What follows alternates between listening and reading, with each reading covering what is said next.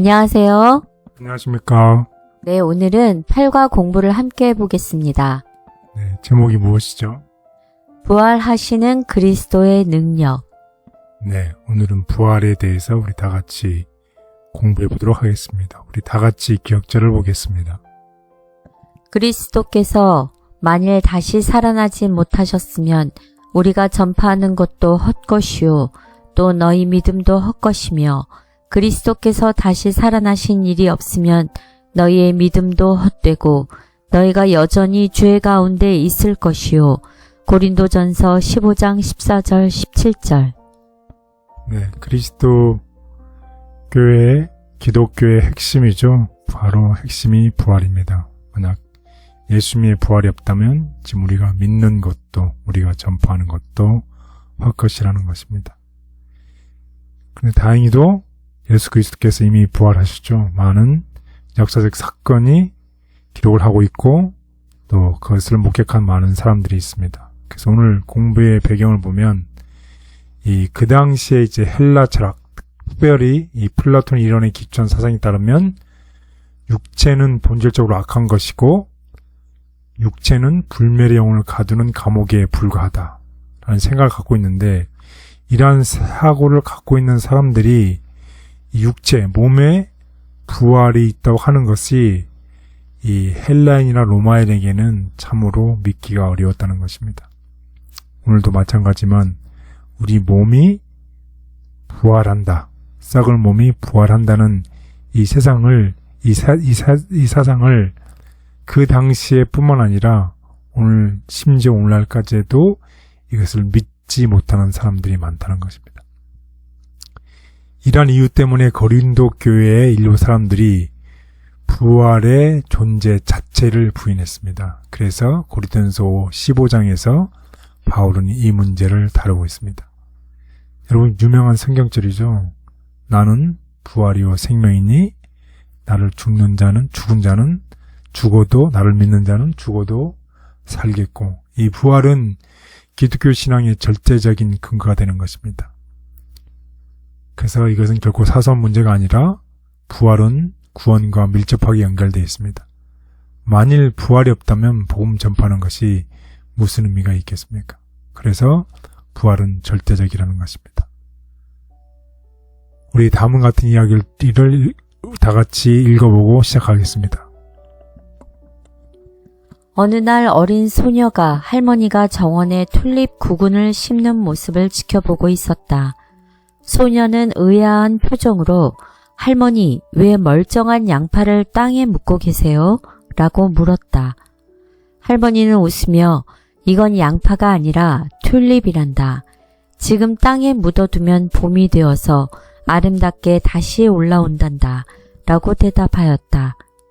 소녀는 할머니가 묻고 있는 구근을 유심히 바라보며 이 못생긴 것들이 죽었다가 다시 멋지게 돌아온다고요? 라고 물었다. 맞다 라고 할머니가 대답하였다. 잠시 생각하던 소녀는 다시 물었다. 예수님께서 죽은 사람들을 깨우실 때 우리도 이렇게 되는 건가요? 우리는 다시 더 멋진 모습으로 돌아오는 건가요? 사실 이것은 그리 나쁜 표현이 아니다. 바울도 아마 이 소녀의 상상력, 어린 표현을 들으며 미소를 지었을 것이다. 고린도전서 15장에서 바울은 매우 급진적인 진리를 말한다. 부활은 실제이며 우리의 깨어지고 평범한 몸은 영광스러운 몸으로 다시 살아나게 된다. 그것은 변화되고 완전하게 되며 우리가 상상할 수 있는 것보다 훨씬 더 놀라운 몸이 된다. 이것이 그리스도인의 소망이다. 죽음은 끝이 아니다. 믿는 자에게 죽음은 위대한 변화가 이루어지기 전에 기다림의 시간이며 겨울잠과 같은 기간일 뿐이다. 네, 그렇습니다. 마치 씨가 이 땅에 묻어서 나중에 싹이 나고 이 나무가 되는 것처럼 이 부활은 절대적인 것이며 이 죽음은 끝이 아니라는 것입니다. 만약 우리가 이런 부활이 없다면, 이것을 믿지 않는다면 정말 우리의 믿음 돋곳이고 우리가 전하는 것 돋곳이 되는 것입니다.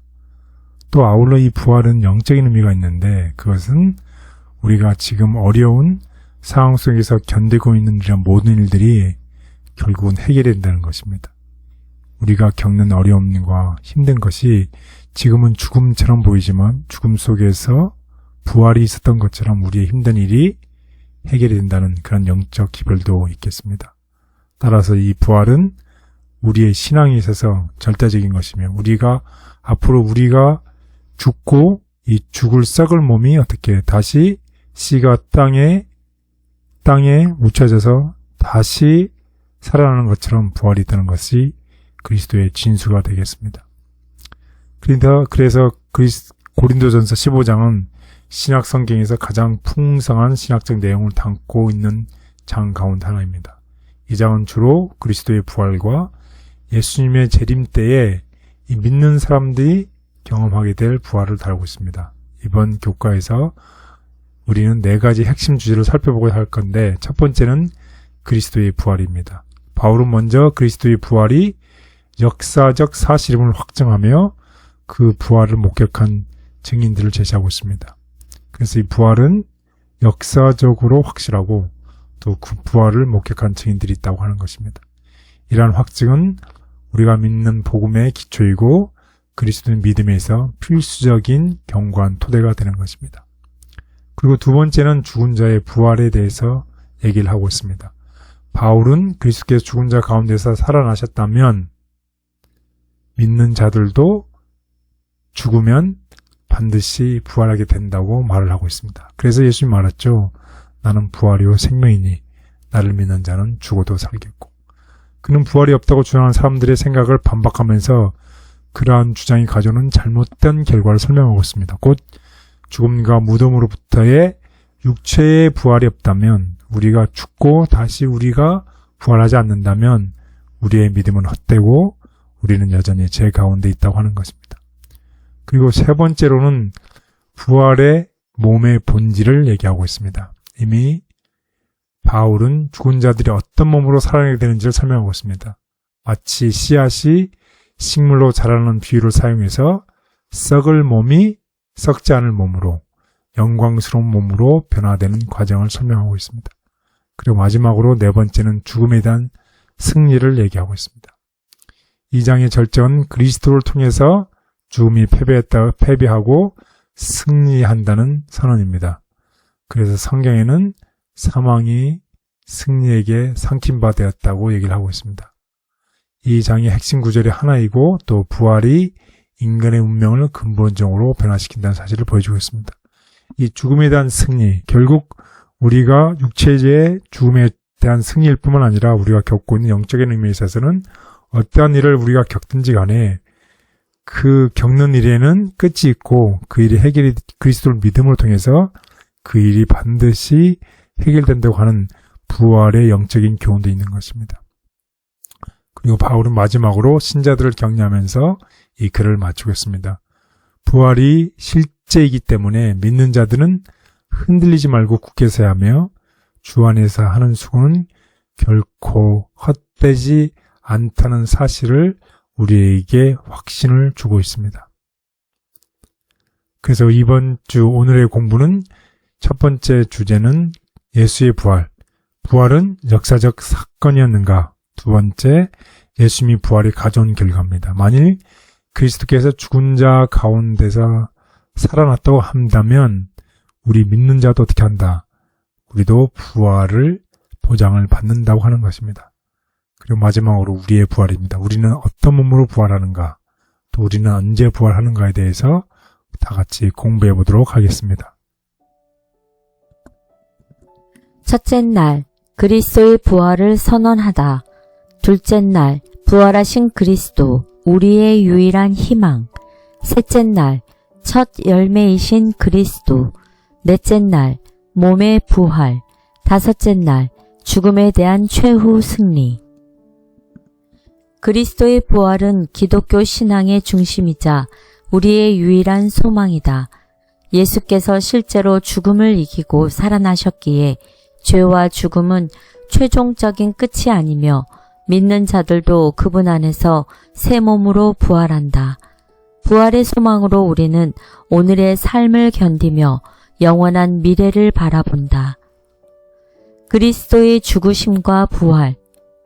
그리스도인이 엄숙한 침례 예식에 참여할 때 우주에서 가장 높은 새 권세인 성부, 성자, 성령께서는 그의 행위를 승인하시고 그가 하나님을 영화롭게 하기 위해 힘쓸 때 그를 위해 그분들의 능력을 행사하겠다고 약속하신다. 그는 그리스도의 죽으심과 같이 장사되고 그분의 부활과 같이 일으키심을 받는다. 하늘의 새 큰 권세는 그리스도인에게 필요한 모든 도움을 주시겠다고 약속하신다. 성령께서는 굳은 마음을 부드러운 마음으로 변화시키신다. 하나님의 말씀을 맛봄으로 그리스도인들은 거룩한 모습으로 변화됨을 경험한다. 그리스도께서 믿음으로 심령에 거하실 때 그리스도인은 하나님의 성전이 된다. 그리스도께서는 죄인의 심령에는 거하지 않으시나 하늘의 감화를 받아들이는 심령 속에 거하신다.